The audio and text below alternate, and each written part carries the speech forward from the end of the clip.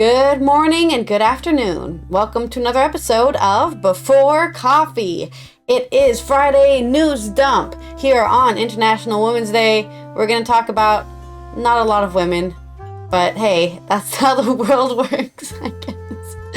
Let's go ahead and get into our headlines. Today on Before Coffee, steak knife identity not revealed as report finds more lives lost than saved. And President Joe Biden rips the former guy in State of the Union speech. Rail and airport strike, where travelers have to expect restrictions in Germany. India says some of its citizens are being forced to work in the Russian army. Plus, we look at what caused the Texas wildfire and setting our clocks forward. It's International Women's Day.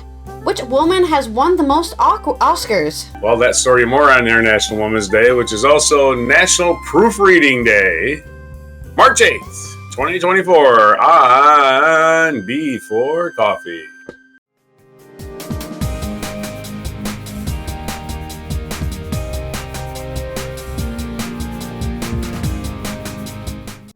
All right, first news story is coming out of, I guess, Ireland or the UK.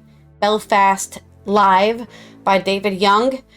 More lives are probably lost than saved through the British Army's operation of its top agents inside the IRA's internal security unit during the Troubles. A major independent investigation has examined 101 murders and abductions linked to the IRA unit responsible for interrogating and torturing people suspected of passing information to the security forces during the conflict. Operation Canova, which was undertaken by Bedfordshire Police and ran for 7 years at a cost of approximately £40 million, examined the role of the Army surprise agent embedded in the heart of the IRA's Internal Security Unit, ISU, an individual known as Steak Knife. The agent's steak knife was widely to be West Belfast man Freddie Scappatisci, who was 77 when he died last year.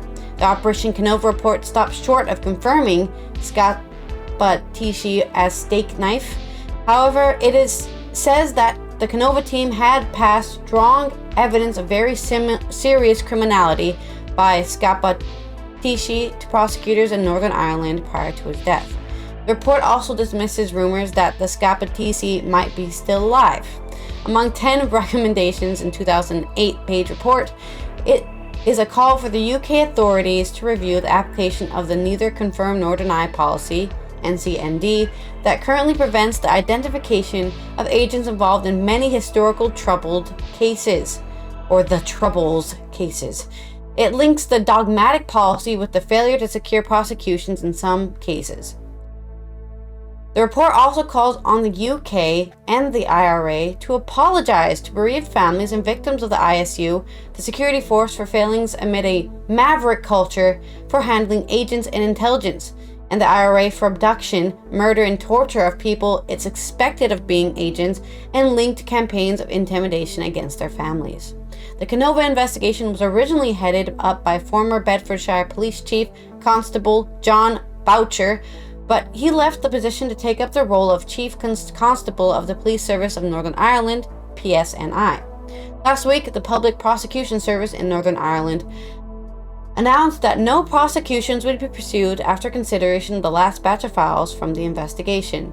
Some 32 people, including former police, former military personnel, and people linked with the IRA, were considered for prosecution on a range of charges from murder and abduction to misconduct in public office and perjury. However, the PBS found there was insufficient evidence to pursue the cases. In the report, Mr. Boucher said various myths and erroneous stories have built up around Steak Knife. He said those within the security forces are defensive about the agent, viewing those rose-tinted spectacles and claiming Steak Knife potentially saved hundreds of lives, while people outside the establishment overestimate the number of crimes the agent was responsible for. John Boucher, who was in charge of the team's officers conducting the series independent, suggests that the Steak Knife saved countless lives was not grounded in fact. In reality, the claims are inherently implausible and should ring alarm bells. Any serious security and intelligence professional hearing an agent being likened to the goose that laid the golden egg, as Steak Knife was, should be on alert, because the comparison is rooted in fables and fairy tales, he said. Steak Knife was undoubtedly a valuable asset who provided high-quality intelligence about the PIRA as considerable risk to himself, albeit that this intelligence was not always passed on or acted upon. If more of it had been, he could not have remained in a place as long as he did. Mr. Boucher said Canova reviewed around 90% of the intelligence reports attributed to Steak Knife. He said the estimated number of lives saved as a result of intelligence provided by Steak Knife was in very high single figures, like 9, and a low double figure, like 12, and nowhere near the hundreds that have been claimed. Crucially, this is not a net estimate because it does not take account of the lives lost as consequent of Steak Knife's continued operations as an agent, he added. And from what I've seen, I think it's probable that this resulted in more lives being lost than saved. Furthermore, there were undoubtedly occasions when Steak Knife ignored his handlers, acted outside his taskings, and did things he should not have done when a very serious risks were run. So, Steak Knife in a way was like Bond, James Bond, except that I think way more people died, and it was about the Irish freedom, Irish IRA. If anybody knows about the Troubles, well, you need to go learn about it, because it was indeed deserving of the title The Troubles with a capital T, okay? Both the Troubles. Yeah. So, most likely Steak Knife is already dead, if rumors are true that it was this Freddy character. So, nobody, I think it's, some people might still be holding on to the travesties that occurred, while others just want to move on and have at least confirmed that this guy did stuff that was not what he was ordered to do, and he was kind of a rogue agent in a way. But people want to feel like, the Machiavellian, everything he did that was bad was worth it in the end. But was it really? Maybe not, because I believe Ireland still ended up, at least most of Ireland ended up getting their independence away from the UK, and only Northern Ireland is left. So, of course, the Northern Irish people want to say, oh, it was worth it. He killed my family members, but it was worth it. I don't know. That's right. Anyways, that's my random ass story I saw on my feed here about Steak Knife, the notorious spy. Of course, what are they fighting about? Yeah. Religion. That's what they're fighting about. Yeah. Actually, it's the same God, but who likes us better? I think that's what it is. Yeah. We both love. Life prefers our religion. Love religion. Love it. Just love it. All that fighting and proved nothing. Damn thing was accomplished. Oh, I'm sorry. Something was accomplished. No, nothing was. Something happened for sure. Yeah. Lots of good songs got written about it. Yeah, I guess. Art was made. Poetry was written.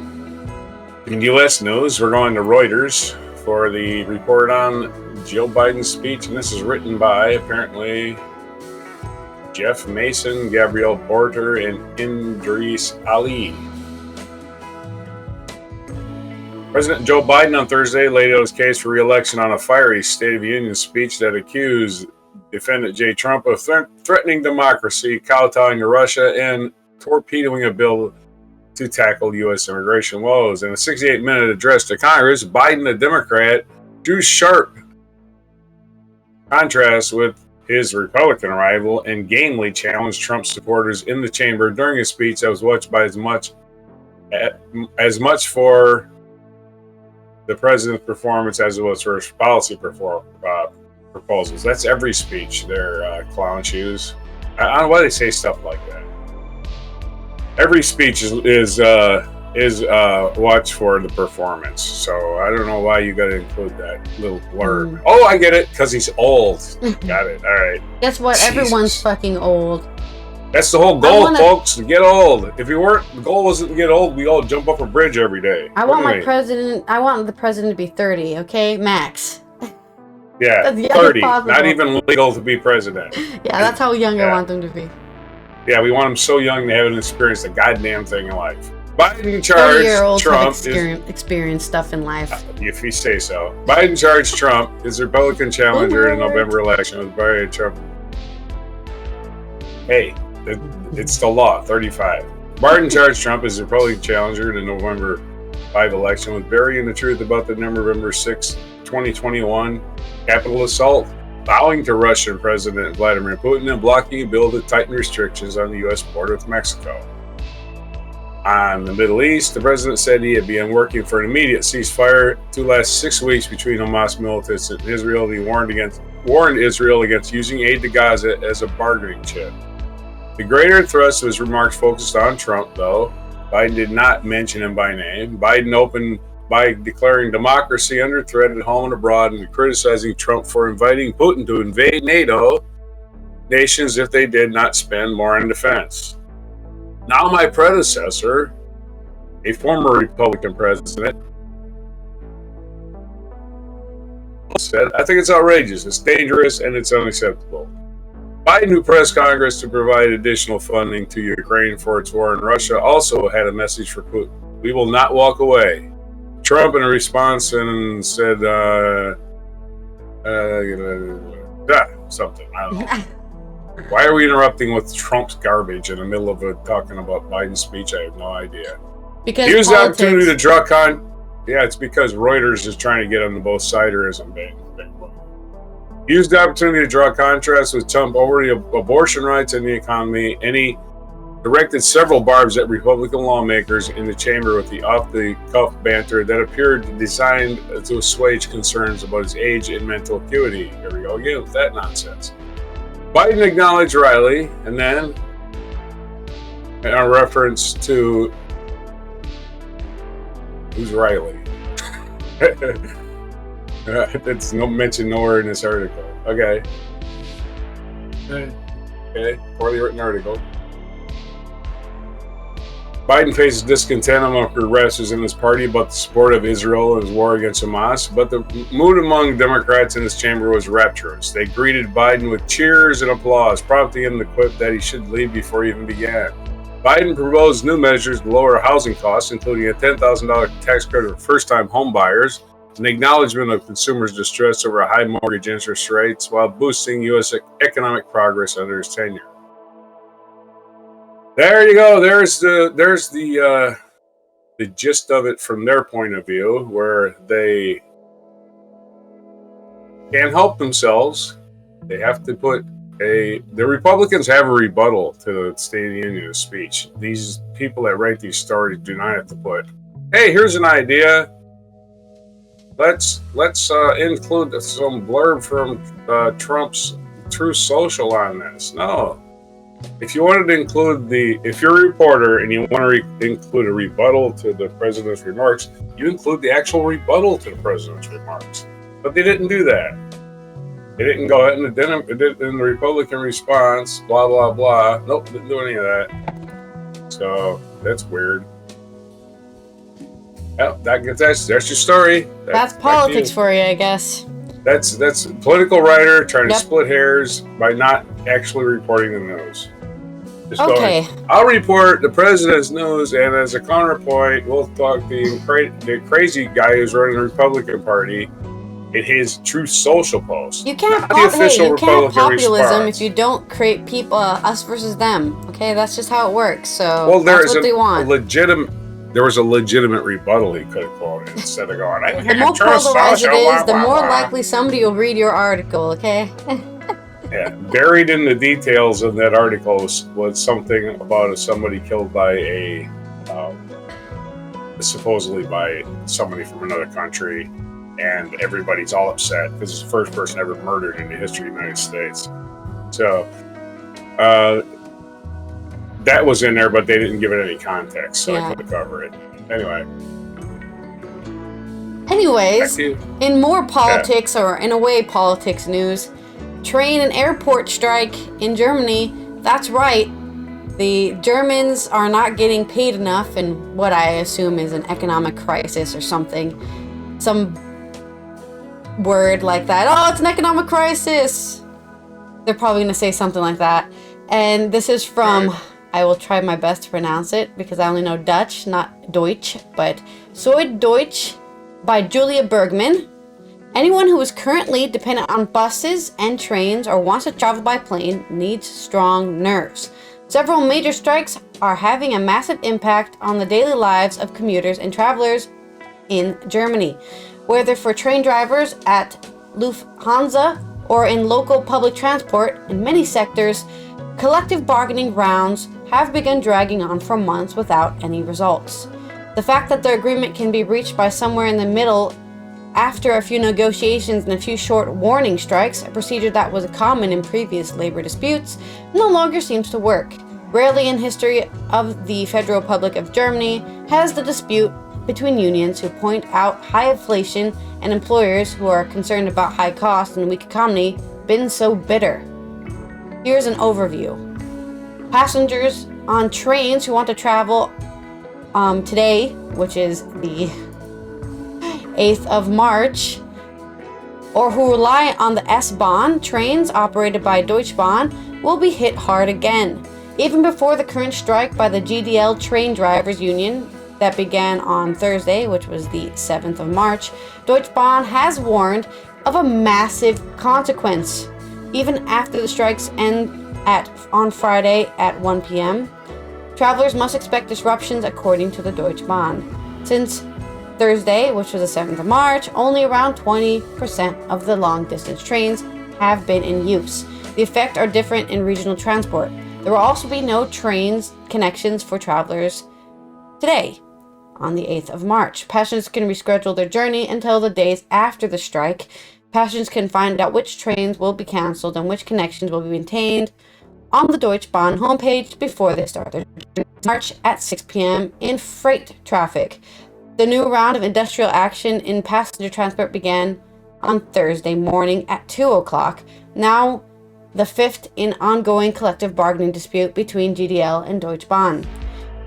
The GDL boss, Klaus Weselski, is already announcing new industrial action.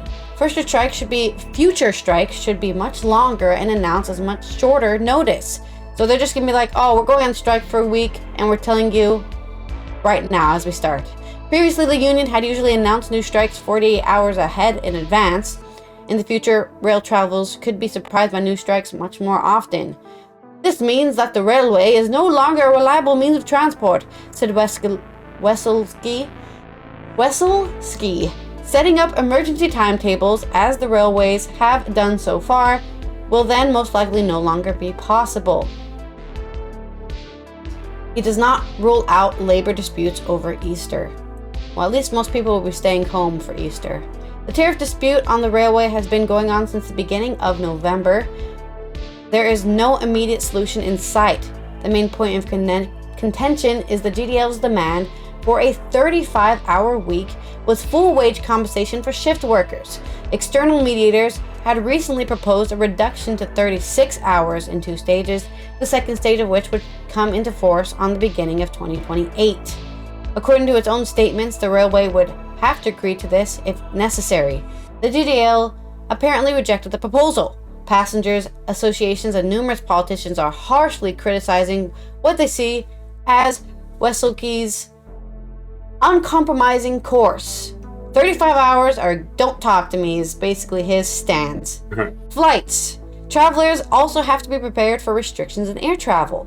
The Verdi Union has called on employees in the Lufthansa technology, logistics, and training areas to go on a nationwide warning strike, which came into force on the 6th of March at 8 p.m. Other members of the ground staff joined at 4 o'clock on the 7th of March. The strike is scheduled for all participants on Saturday, the 9th of March, until 7:10 a.m. Until then, travelers must expect canceled connections and delays. Probably only around 10 to 20% of all flights can take place. According to Airport Association ADV, around 250,000 passengers are likely to be affected on what was yesterday's flights and today's flights. Before departure, travelers can find out about the connections on the homepages of respective airports or from their airline. In addition to the industrial action among Lufthansa ground staff, the union also called for an all-day strike by security forces at Frankfurt and Hamburg airports on Thursday. At Düsseldorf airport, security staff went on a warning strike on Thursday without any warning. It was a warning. Here's your warning. We're not going to work. On the 7th of March at night, the personnel and cargo controllers at Cologne Bonn Airport also went on an unannounced strike. In addition, there are signs of industrial action by another group of employees. More than 96% of the approximately 19,000 flight attendants from Lufthansa core brand and the subsidiary Lufthansa City Line voted in favor of work stoppages, as the union announced. When the strike will begin will be determined at a later date. So, just continuing striking here at German airports. According to Verdi negotiator Wolfgang Pieper, an expansion of strike measures in collective bargaining among security personnel in German airports cannot be ruled out. Most recently, employers offered to increase hourly wages in 3 steps, by 1.2 euros on March 1st, by 0.75 euros on October 1st, and again by 0.75 euros on April 1st, 2025. With the collective agreement remaining in effect 24 months, insufficient for Piper. Verdi is demanding a 2.80 euro more than wages per hour, higher functional bonuses, and overtime bonuses for the first overtime hour with contract term of 12 months. What I found interesting about this is during COVID, right, a lot of these services were incredibly shrunk down, right? Because less people were leaving the house, less people needed buses, and nobody was traveling anywhere because there were so many places with closed borders, right? Nobody is allowed to go anywhere. So I think what happened is, this is my theory, I'm not a freaking expert on the travel industry, but what my theory is, they shrunk everything down for COVID, and either they shrunk everyone's money down, right, too, as well. Like, oh, you're getting paid less because we're just not getting enough customers, so you're now going to be making, 3 euros less than you usually make, or something like that, right? And then either they kept that standing even after we've returned to normal, so to say, and they're like, what the hell, dude, I want an increase in pay because you reduced my pay 3 years ago and I want to go back to what it was before, something like that, right? Or what's happened is they've heightened to make up for lost time, right? They've increased the overall business they're doing, right? More flights, more people, more blah, blah, blah. But they've kept the amount you're getting paid the same. So they're doing more work to get, to make up for lost time for these companies, these CEOs or whatever. And they're like, hey, I'm working double I was working 3 years ago, 4 years ago. I would like to be paid for that. That's what I'm thinking. Those are my 2 theories. Either they reduce their pay, or they're overworking them and they're not getting paid enough for the overworking. Because definitely that thing, so there's no way this hasn't affected it. For buses and trains, negotiations are also currently underway in local public transport in all federal states, with the exception of Bavaria. The collective agreement there has not been terminated. The Verdi union called on its 90,000 employees to go on strike nationwide last week. In many federal states, buses and trains were all at a standstill, especially last weekend, which was the 2nd and 3rd of March. In some cities, there were joint campaigns with Fridays for the Future. The strike continued in North Rhine-Westphalia until Wednesday evening. The 2-day strike in the state announced by Verdi began on Tuesday, which was the 5th of March, and trams and subways remained in depots of around 30 municipal transport companies.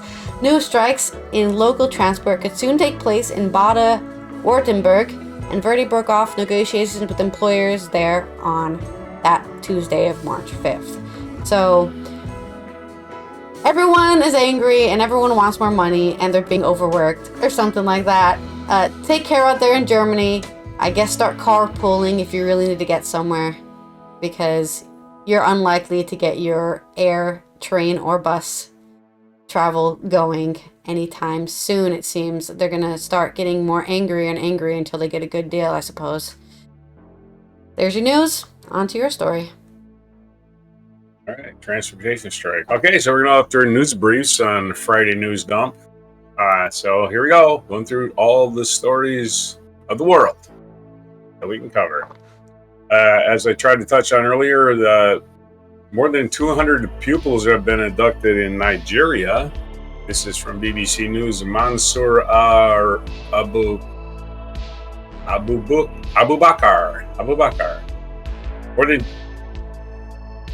More than 280 Nigerian school pupils have been abducted in the northwestern town of Kuriga, officials said. The pupils were in assembly ground around 8:30 when dozens of gunmen and motorcycles rode through the school, one witness said. The students between the ages of 8 and 15 were taken away along with a teacher, they add.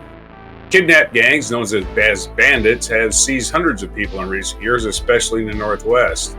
However, there have been a reduction in the mass abduction of children over the past year until this week. Those kidnapped are usually freed after a ransom is paid. The mass abduction was confirmed by UB Sani, the governor of Kaduna State, which includes Kuriga. He said 187 students had gone missing from a secondary school and 125 from the local primary school, but 25 had since been returned.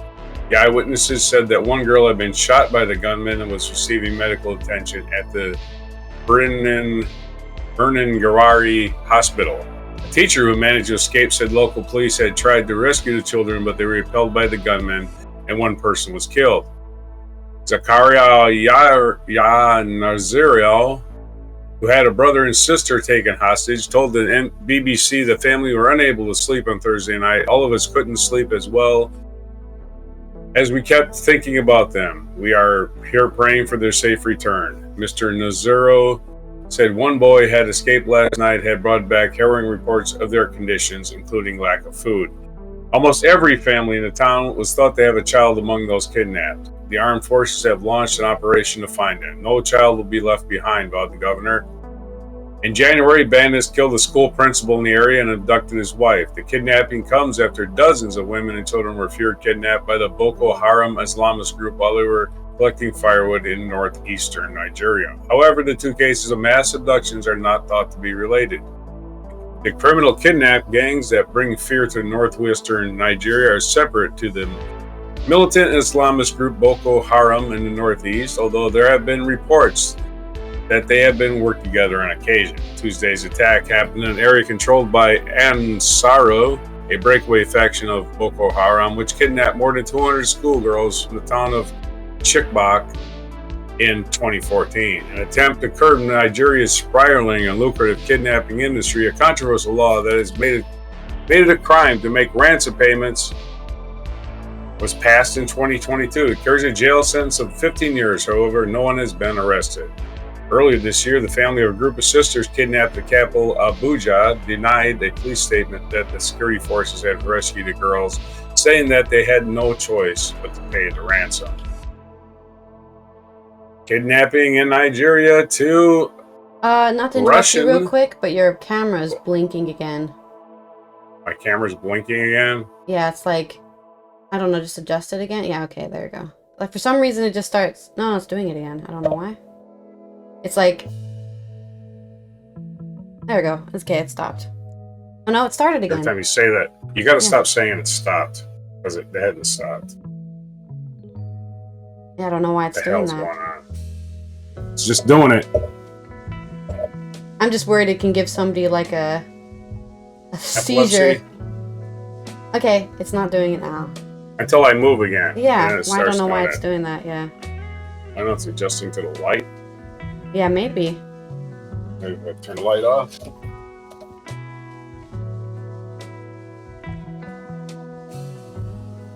That didn't change anything, did it? Yeah, it did. Or did it?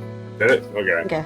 I'm just worried like somebody will have a freaking seizure seeing that. Well, we're using natural sunlight now. That's our light. Okay. Next story. India says some of its citizens have been duped into working for the Russian army. This is from, oops, I got a Sheikh Sheikh Salik is the person's name. Indian authorities on Friday said they are in talks with Russia's government of a return of Indian citizens who were duped into working in Russia's army, a day after the Federal Investigation Agency said it broke up a human trafficking network that lured people into Russia under the pretext of giving them jobs. India's foreign ministry said the government has initiated action against the network of agents who helped dupe the men into traveling into Russia. We remain committed to the early release of our national serving as support staff, the Russian army, and their eventual return home, Indian External Affairs Ministry spokesman Randir Jaswal said in New Delhi. Jaswal urged Indian citizenry not to be deceived by officers of agent support jobs in the Russian army. This is fraught with danger and risk to life, he said. On Thursday, Indian Central Bureau of Investigation said at least 35 Indian nationals have been sent to Russia through its agents. It said the men were recruited through social media and local agents. It said the men were being trained in combat roles and deployed at frontline bases in Russia-Ukraine war against their wishes. Some of the men were grievously injured, it said. India's embassy in Moscow on Wednesday confirmed the death of an Indian citizenry in Russia whose family had told local media that he was recruited by the Russian army. The embassy did not describe the circumstances behind the man's death, but said it was in touch with his family and Russian authorities. In January, Nepal asked Russia to send back hundreds of Nepali nationals who were recruited to fight against Ukraine. At least 14 Nepali nationals have died in Ukraine, according to Nepal Foreign Minister Narayan Prakash Swad. India considers Russia a one-time ally from India considers Russia a time-tested ally from the Cold War era with key cooperation in defense, oil, nuclear industry, and space exploration, and has so far avoided voting against Russia in the United Nations or criticizing Vladimir Putin since the invasion of Ukraine in 2022. Well, India, you might want to start criticizing Russia. They're stealing your citizens. More news briefs. We talked about the Texas wildfire earlier, the one in the Panhandle, and they may have found the cause. This is according to Associated Press, James Stengel. Texas A&M Forest Service said its investigators concluded that power lines ignited both the historic Smokehouse Creek fire, which has burned nearly 1,700 square miles, and spilled into the neighboring Oklahoma, and the nearby Wind Deuce Fire, which has burned 225 square miles. The statement does not elaborate what led to power lines igniting the blazes. Utilities provider Xcel Energy said its equipment appeared to have sparked the Smokehouse Creek fire. The Minnesota-based company said in its news release that it did not believe the equipment caused the ignition of the Windy Deuce Fire, nor was it aware of any allegations that it had. A company spokesman said in an email that there are power lines owned and operated by various companies in that area. The wildfires that ignited last week in the windswept rural area prompted evacuations in a handful of small communities, destroyed as many as 500 structures, and killed thousands of cattle. When the blazes began on February 26, winds in the area were reaching upwards of 60 miles per hour or 97 kilometers per hour. Those strong winds, along with dry grass and temperatures, reached into the 70s and 80s and fed the flames. There you go. The cause was power lines. And one last news dump story is about springing forward. In the United States on Sunday, we are going to set our clocks ahead and screw up everybody's day on Monday. This is from also Associated Press, and the reporter's name is at the top somewhere. Lauren Neergaard. Or Lauren Neergaard, okay. Most of America springs forward Sunday for daylight savings time, and losing that hour of sleep can do more than leave you tired and cranky the next day. It can also harm your health. Darker mornings and more evening light together knock your body clock out of whack, which means daylight savings time can usher in sleep trouble for weeks or longer. Studies have even found an uptick in heart attacks and strokes right after March time change. There are ways to ease the adjustment, including getting more sunshine to help reset your circadian rhythm for healthful sleep. Not unlike when one travels across many times, though, how long it can take is very different for different people, said Dr. Eduardo Sanchez of the American Heart Association. Understand that your body is transitioning. When does daylight savings time start? Daylight savings time begins Sunday at 2 a.m., an hour of sleep vanishing in most of the U.S. The ritual will reverse on November 3rd when the clocks fall back. I have thought they stopped that. They have not stopped it. Can we stop this already? I think it was supposed to be after this one. That we said that last year. Remember, we were talking about this in Greece in 2022. And it's 2024. They're still going on with it. And they're still insisting, oh yeah, November we're going to change back. No, I think this is supposedly the last time. I got to look this up now. Yeah, I'm looking it up. Arizona, you can keep talking, I'll look it up. Spring switch. What? I'm looking it up. You can keep talking. Oh. Hawaii and most of Arizona don't make the spring switch, sticking to standard time year-round along with Puerto Rico, American Samoa, Guam, and the U.S. Virgin Islands. These times starting and ending at different dates. Some people try to prepare by daylight savings time jolt by going to bed a little earlier 2 or 3 nights ahead. With a third of American adults already not getting the recommended 7 hours of nightly shut-eye, catching up can be difficult. What happens to your brain when it's lighter later? The brain has a master clock that is set by exposure to sunlight and darkness. This circadian rhythm is roughly a 24-hour cycle. It determines when we become sleepy and when we are more alert. Patterns change with age. One reason that early-to-rise youngsters evolve into hard-to-wake teens. Morning light resets the rhythm. By evening, levels of human hormone called melatonin begin to surge, triggering drowsiness. Too much light in the evening, that extra hour from daylight savings time, delays that surge, and the cycle gets you out of sync. Sleep deprivation is linked to heart disease, cognitive decline, obesity, and numerous other problems. And this circadian clock affects more than the sleep, also influencing things like heart rate, blood pressure, stress hormones, and metabolism. So go to bed a little earlier Friday and Saturday nights. Try to get more morning light. Moving up your daily routines like dinner time when you exercise may help cue your body to start adapting, sleep experts advise. Afternoon naps and caffeine, as well as evening light from phones and other electric devices, can make adjusting to an earlier bedtime even harder. Some groups, including the American Medical Association, American Academy of Sleep Medicine, have said it's time to do away with the time switches and that sticking to standard time of the year around aligns better with the sun and human biology. Okay, so did you look it up? Has anybody actually I looked it up, and what happened is in 2022, it passed in the Senate, and it died in the House. Nobody in the House of Representatives ever passed it. Ever. It never even got voted on, so that's what happened.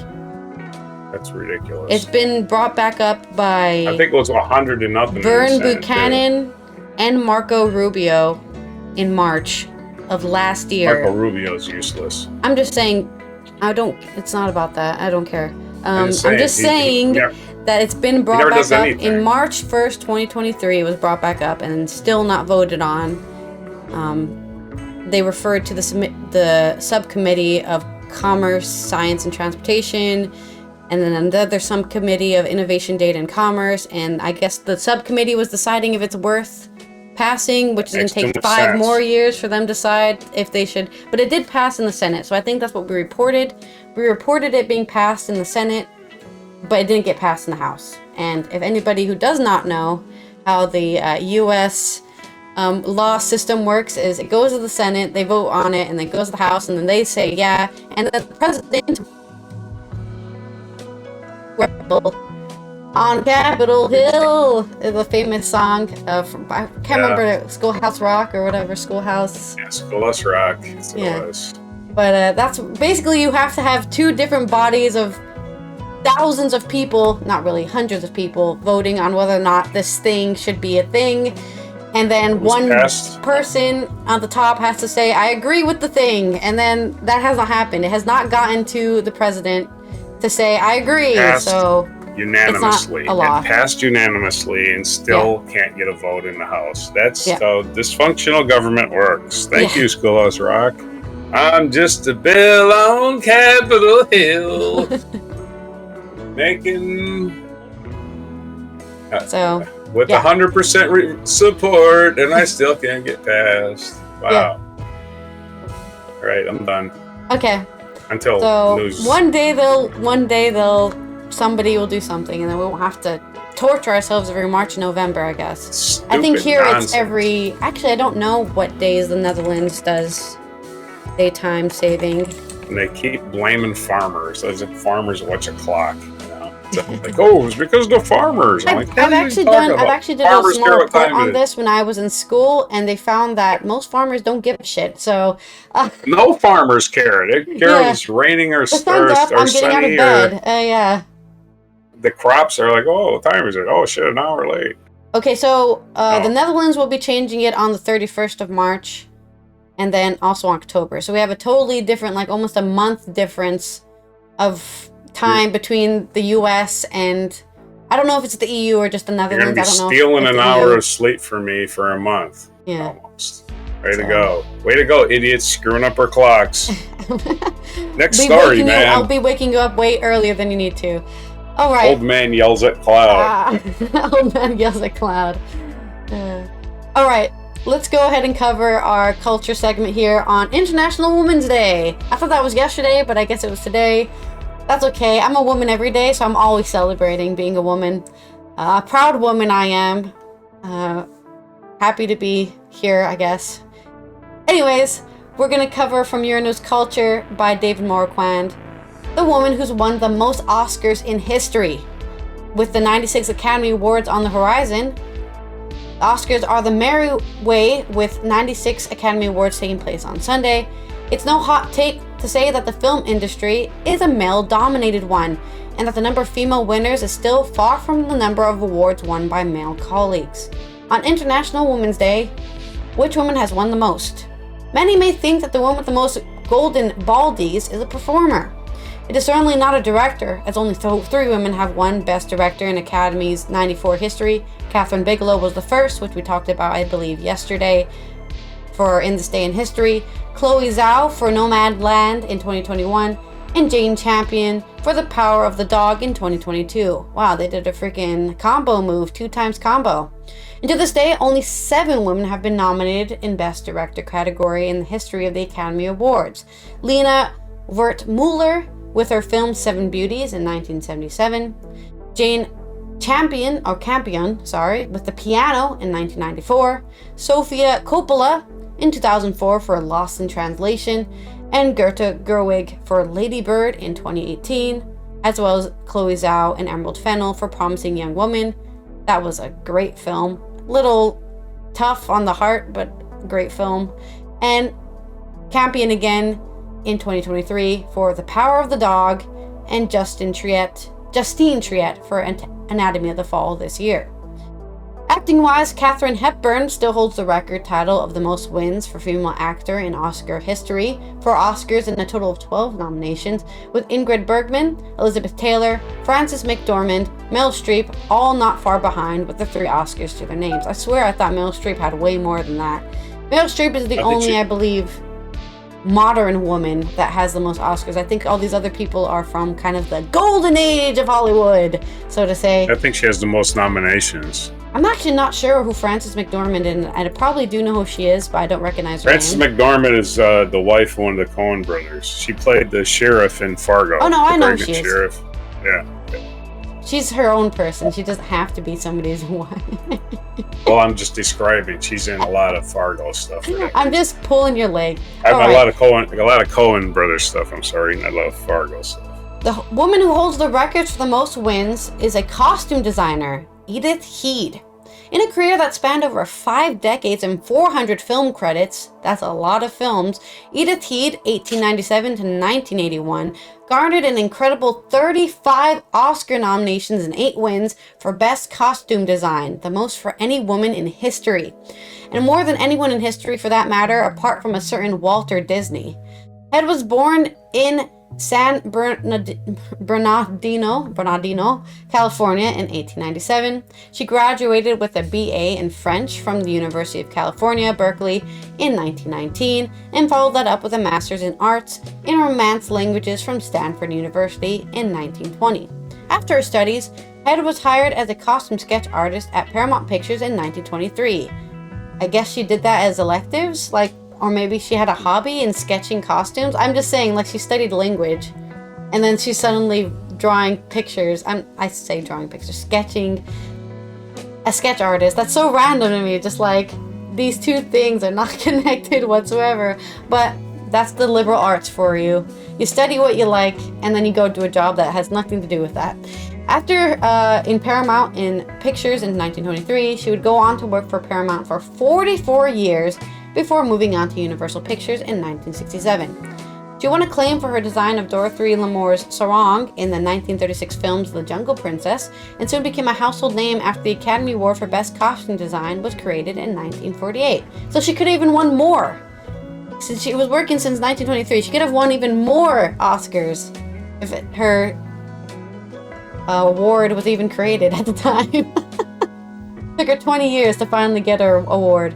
Her iconic designs made clothes speak volumes and helped to develop characters. Her costumes include Audrey Hepburn's reverse makeover for Roman Holiday, going from the high fashion to regular gal circle skirts, and the timeless costumes worn by Hepburn in Breakfast at Tiffany's, Gloria Swanson's expensive dresses and eccentric gowns in Sunset Boulevard, Ingrid Bergman's superb dresses in Alfred Hitchcock's Notorious, Grace Kelly in her gorgeous frocks in Rear Window, and the pinstripe suits worn by Robert Redford and Paul Newman in The Sting. Wow. I know all those films because I have a master's in film. And I know exactly which costumes they're talking about. I agree. As she maintained close working relationships with her subjects, with whom she consulted extensively, had designed for the likes of Mae West, Veronica Lake, Ginger Rogers, Betty Davis, Hedy Lamarr, Angela Lansbury, Elizabeth Taylor, Grace Kelly, others. Well, you named all the big women of Hollywood there, so I mean, she basically made them clothes on and off film. Her first win was for the 1949 film adaptation The Heiress, for which she designed voluminous Victorian gowns. Her second Oscar win was the following year for Cecil B. DeMille's biblical epic Samson and Delilah. The 6 other films she won for were All About Eve, A Place in the Sun, Roman Holiday, Sabrina, The Facts of Life, and The Sting. Her last Oscar was in 1973. Edith Head received a star on the Hollywood Walk of Fame in 1974, something you can just buy, by the way, And since her death, many tributes have been paid to, I don't know if it's Head or Head, I've been saying both, and her unparalleled ability to tailor her versatile craft to an era and style. I'm going to say Head now. She was honored as part of the series of stamps issued by the U.S. Postal Service in February 2003, who were commemorating the behind-the-camera personnel who made movies happen. It is also widely acknowledged that the look of Edna E. Mode, the costume designer in Pixar's The Incredibles and Incredibles 2, was inspired by Head as a tribute to the designer's impact on Hollywood, film, and style. Edith Head was not only the leading and most influential costume designers of her era, but of all time. She paved the way for likes of 4-time Oscar winner Colleen Atwood and Melina Canonero, and 4-time nominee and Oscar winner Ruth E. Carter. Although actors and directors get the most credit and recognition for their work, a figure like Edith Head shows that the films have always been and always will be a collaborative effort. That's right, everyone. 20 million people work on films, and they all make it happen. That's a lot of people, 20 million. There's probably a lot of people in the industry, to be fair. Especially if you include Bollywood, right? There's a lot of people in India, so there's probably a lot of people in that industry. Beyond the red carpets and the light of the projectors, films would not exist or succeed without the countless other departments. As somebody who was both an assistant director, a gaffer, an editor, and a director, I can agree that all my jobs were necessary. They should be recognized and celebrated for their achievements, especially when women are involved. As male-dominated film industry means that women fight harder to earn positions. With the example of Head in mind, viewers would do well to further dwell on how costume designers and departments are not only an integral part of filmmaking, but can truly elevate a film to greatness. So next time you're watching the Oscars and wishing the time away until the final act when the acting and directing awards drop before Best Film, take the time to cheer on the people who ensure that the performers, the mood, and the look of the films are stellar enough to be nominated in the first place. That's right. Everyone who gets that Best Film nomination, every single person on that crew should get an award. But I guess they'd have to make a lot of statuettes for that.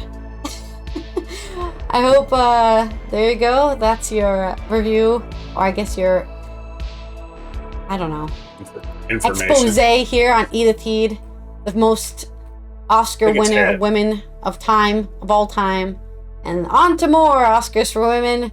I guess if you care about that, I've decided not to care in the last 5 years. I just decided, wait a minute, I don't care about this. But good luck for all the women who are going up for Oscars for the 96th Academy Awards, and I guess in this day in history. All right, this day in history, there was no Academy Awards. I just found out Steve Lawrence died. Singer Steve Lawrence. Didn't have time to read a long obituary, but maybe we'll cover it later. But this day in music, Steve Lawrence died today. Famous, I guess, lounge singer. Him and his wife, Edie Gourmet. Steve and Edie, they were a team. He was in the Blues Brothers. You ever saw the Blues Brothers movies where they're in the steam room? That guy. Mm-hmm. They're all in the steam room, the whole band. Well, that guy they're in the steam room with is Steve Lawrence. Well, he passed away yesterday at the age of 88. Also in this day in music history, that's when we were doing music history, Bob Dylan released Subterranean Homesick Blues. It was released in the United States. The lead track from Bringing It All Back Home gave Dylan his first top 40 hit.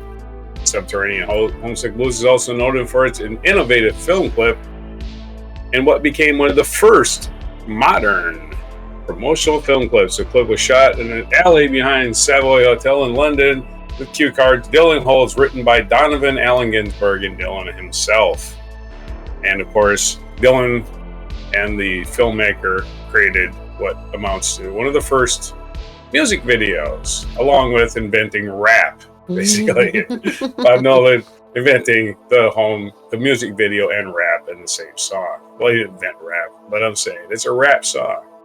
Yeah, it's rhythm and poetry, man. That's what it stands for, rhythm and poetry. Yeah, just not set to the beat of the 1980s rap. But you could do that. Also in this day in history, the New York Stock Exchange was formally created. It became one of the world's largest marketplaces for securities and other exchange-traded investments. So, the New York Stock Exchange gambling casino opened on this day, 1817. 1841, U.S. Supreme Court Justice and legal historian Oliver Wendell Holmes Jr., who advocated judicial restraint, arguing that a speech could be limited only if it was clear and present danger, was born in Boston. So, happy birthday to Oliver Wendell Holmes. I never would have heard of Oliver Wendell Holmes if it wasn't for the show Green Acres and its lead character, Oliver Wendell Douglas, who was a lawyer named after, of course. His parents named him after Oliver Wendell Holmes because they wanted to be a lawyer, and he was a lawyer. Green Acres is the place to be. 1917, on this day, rioting in Petrograd, which is St. Petersburg these days, marked the beginning of the February Revolution and the first stage of the Russian Revolution. There's a big old picture of Lenin. 1917, the U.S. Senate voted to limit filibusters by adopting the rule of cloture. Filibuster, again, is not a law. It's nothing that has to be followed. It's just left over from the slave days, and it needs to be done away with. Filibuster is pointless. You need 60 votes to stop debate. That's what it means. In this U.S. Senate, you need 60 votes to stop debate. That's what a filibuster is. And if you don't have 60 votes, a guy can talk and talk and talk. And now they don't even do it. They don't even talk anymore. They just sit there and hold up legislation until they can get 60 votes to vote. It's horse crap, and it's left over from the slavery days. Because they didn't want, I don't know what the hell logic was, but it's not an actual law. It's just Senate procedure. Senate. Only this. Kachangun, Burma, which is now Yangon, Myanmar during World War II. In 1971, American boxer Joe Frazier retained his heavyweight championship by winning a 15-round decision over former champion Muhammad Ali at Madison Square Garden in New York City, giving Muhammad Ali probably permanent brain damage. Because Joe Frazier did hit hard, my friend. Everybody, almost as hard as Sonny Liston. I think Sonny Liston hit hard anybody. 1999, American baseball player Joe DiMaggio, who was one of the best all-around players in baseball history of the game, died. Where have you gone, Joe DiMaggio? The answer is he died in 1999.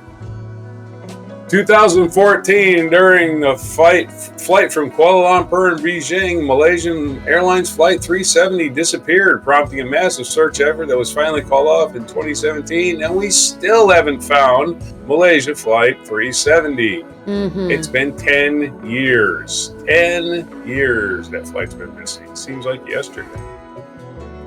It's a feature event on this day. British throne ascended by Anne. On this day in 1702, Anne became the last Stuart monarch of Great Britain, having earlier acquiesced to the Act of Settlement in 1701, which designated her successors as the Hanoverian descendants of King James I.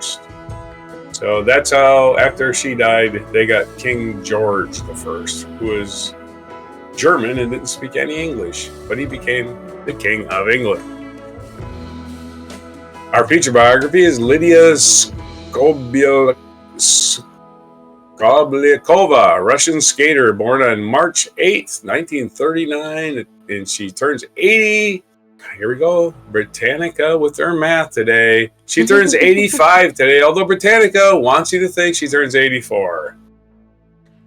Gotta sharpen up them math skills for her. She's 85. Come on, this is like the 4th or 5th time this happened this year, where they don't know what year it is. Other birthdays today: Otto Hahn, German chemist; Ralph Baer, American engineer and inventor. Otto Hahn was born in 1879. Ralph Baer, born in 1922. 1945 is the birthday of Anselm Kiefer, German painter, and 1953, the birthday of Vasundhara Raje, Indian politician. I know I said that wrong. And our National Day calendar. It's National Oregon Day. Not Oregon, Oregon, the city. I mean the state. The state. The state in the Northwest, right there below Washington and above California. That Oregon. The Oregon Trail. Not above California, north of California. If it was above California, there would just be stuff, debris falling on them constantly. Yeah. National Proofreading Day, which I need. And National Peanut Cluster Day, which some people, I don't know. Peanut clusters. Peanut chocolate clusters. And peanuts, yes. That's it. There's only those three, along with National Women's Day or National Day of the Woman. It's National Day of the Woman. Other things that happened in this day: Cream played their first concert in 1968.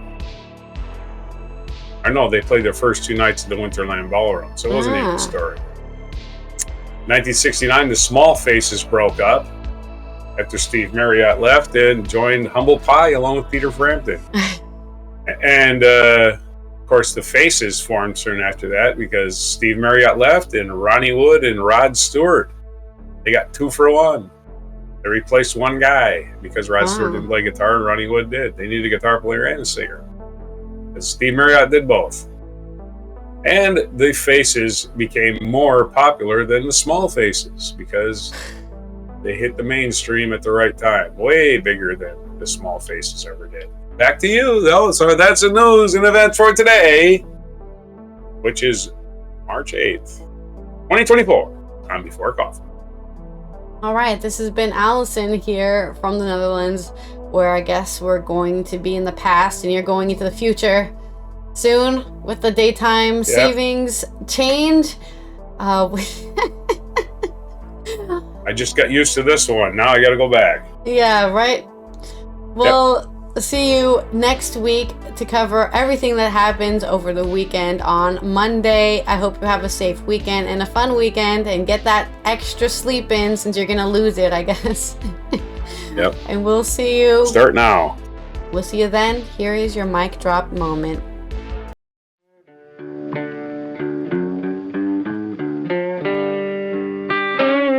Be sure to hit the like, subscribe, and notify buttons, and follow our other channels, Toxic Alley, History of Gravy, and Scratchy Old Records.